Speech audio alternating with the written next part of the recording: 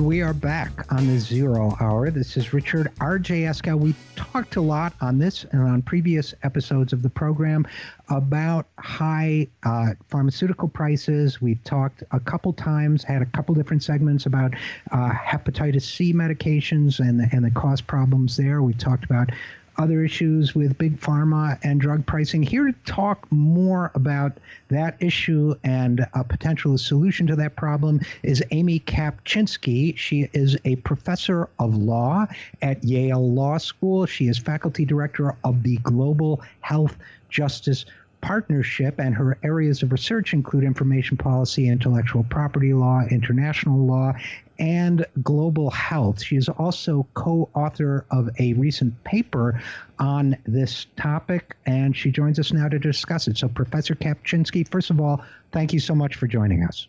My pleasure. Secondly, you are a co-author of an article in Health Affairs with Aaron Kesselheim, and the article is on patent-protected brand name drugs, and specifically Hep C medications, and what might be done to address pricing issues with them. First of all, is my thumbnail précis of your article more or less correct? So what we're interested in the paper is a question about, in the short term, are there things that the government can do to lower the cost of drugs that seem to be excessively priced? And so what we do in the paper is propose what we think is a fairly simple remedy. Part of the advantage of it is that it uses a law that's already on the books, and that could help the government make these hepatitis C drugs or other kinds of drugs much more available to the people who need them, in part by making them more affordable, while at the same time still ensuring that companies get a fair return on their investment so that they, in fact, continue to have incentives to do research in the future. Well, that sounds great, but obviously, what we've had is a polarized debate, and certainly one where the defenders of the drug companies have said, in effect, that any attempt to exercise stronger government control over the pricing process would remove their incentives. So I want to get to that, but first let's talk about the mechanism. You're talking about the government patent use law, as it's sometimes called. Tell us about that, what that mechanism is, and how it might be used. Yeah, so this law has been around on the books for a very long time, in fact, for decades. And what it is effectively a law that says if the federal government violates a patent, you can sue them, but you can only sue them for compensation. You can't actually stop them from violating that patent. And it's important to government procurement because it means that the government can buy things without regard to whether or not they're patented. For example, can put out a bid and buy the cheapest available goods. And if a patent holder says, well, that violates my patent, they're allowed to come in and say, well, you have to pay me some fair compensation for it, but they can't stop the government from procuring things that it needs. And the law has been around for a very long time. As I said, it has been used very extensively, and we have a lot of case law about how to set the compensation due to companies.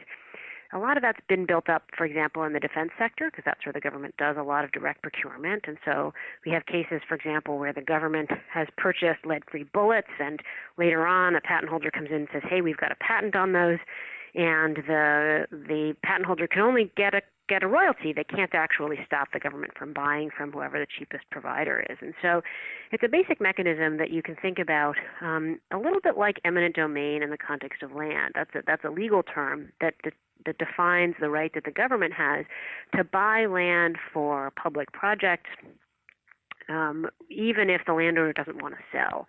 And the reason that we, think that having that kind of a law is a good idea in the land context is that sometimes the government has to build a big project, and the classic example of this is something like a railroad. And if the government didn't have the power to say, well, no, you can't just refuse to sell to us or kind of hold out for any price that you demand, is that, when you're building a long railroad line, the last person who's got property on that line could kind of look around and say, well, wait, you need my property, and so no matter how much it's actually worth, I can charge, well, how much is the railroad worth to you?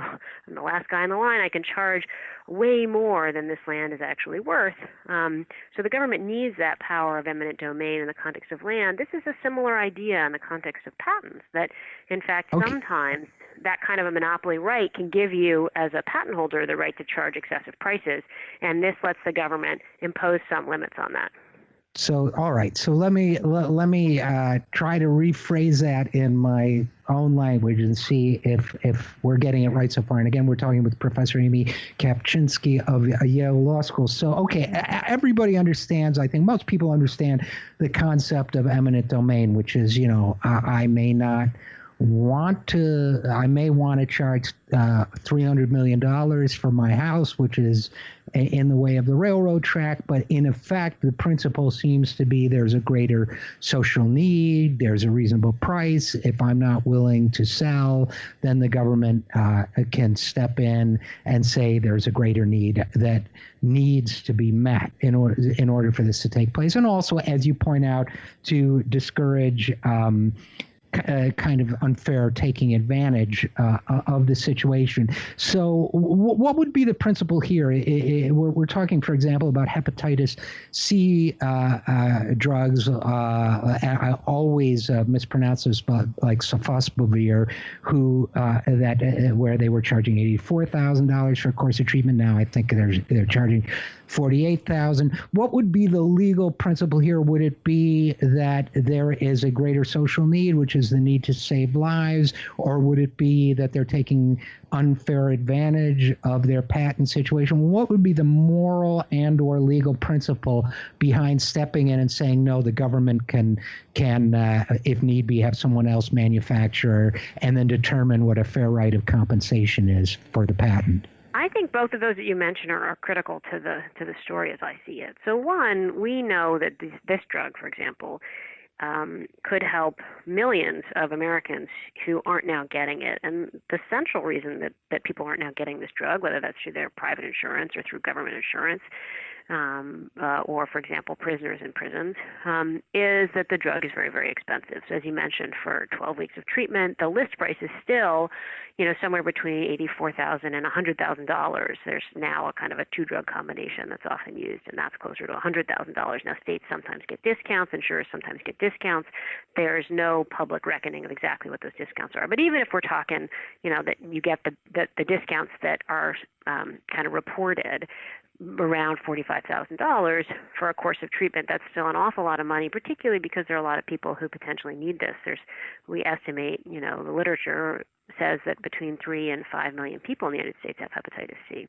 It's a big population of people, and so insurers are doing what you might predict, which is sometimes, I think, probably illegally, but they're restricting access to the drug.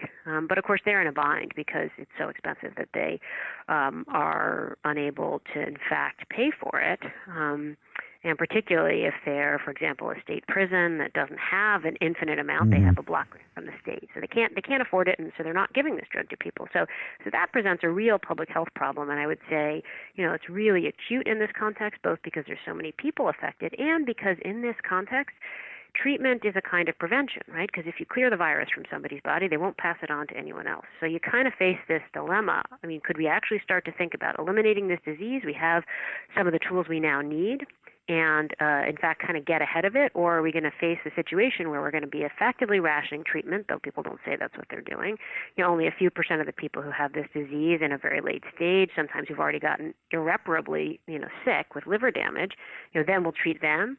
That's kind of the dilemma that we're facing right now. So this is both a very good example of some of the problems both for patients and the kind of knock-on social effects of rationing of drugs that come from high prices.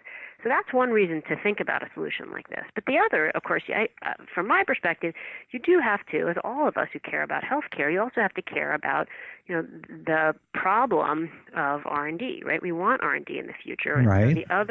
For me, the other key piece of the equation, the other key principle of this is that you got to look at how much could the drug actually be made available for, and then has the company already recouped a kind of reasonable amount from this investment? Now, I'm also in favor of having more, probably more government involvement in the development of drugs. We've got some good examples where that's, I think, been important to the development of really critical drugs. But set that aside. If the industry is going to be involved as it is today, it needs some return on investment, right? But if you look at the Sovaldi and Harvoni as the newer drug of these hepatitis C drugs, the best information we have, and there's some pretty good information, particularly in a Senate report that looks at the pricing of this drug, is that the research and development cost of this drug was in the order of $200 million. Maybe $600 million. We don't know exactly because the company hasn't sort of opened its books, but we have some information, right? But in less than 3 years, the same company has made more than $36 billion on that drug. Right? Which certainly seems to be far, far more than just a reasonable return on investment, I would argue. And that, to me, is key, right? So this, to me, suggests that the company is not pricing the drug at all with respect to ensuring that it gets a return on its investment. What it's doing instead is it's sitting on a very valuable piece of property, and it's looking around, and it's saying, well, let's just extract all the money we can out of this piece of property. Whether or not we ever needed this to invest in the first place, this is why I think the railroad analogy is pretty helpful, because what's happening is it ended up with a really valuable piece of property, and now it's just going to kind of squeeze the insurers, and then, of course, those of us who pay insurance premiums or taxes for all that it can, because a patent allows it to prevent anybody else from selling the same drug. And that drug. Right. And this is where, in effect, the patent becomes a license to exploit.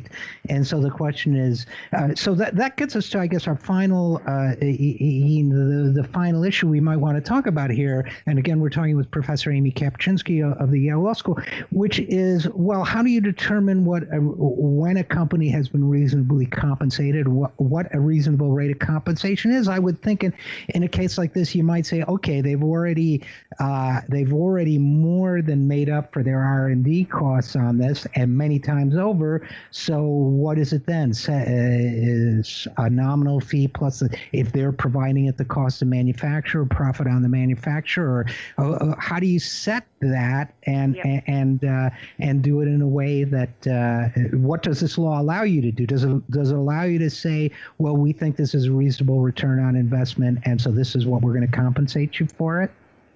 So that's exactly the right question, right? So, I mean, I think one key thing to understand here, and this is true throughout the area of patent-protected drugs, is that the price tag that you see at the end of the day, the $84,000, has got almost nothing to do with the cost of production of the drug. So these drugs we know now are being made for a couple $100 for a course of treatment. And they're sold in other countries for that little. So we know that the cost of manufacture of these drugs is just a couple $100.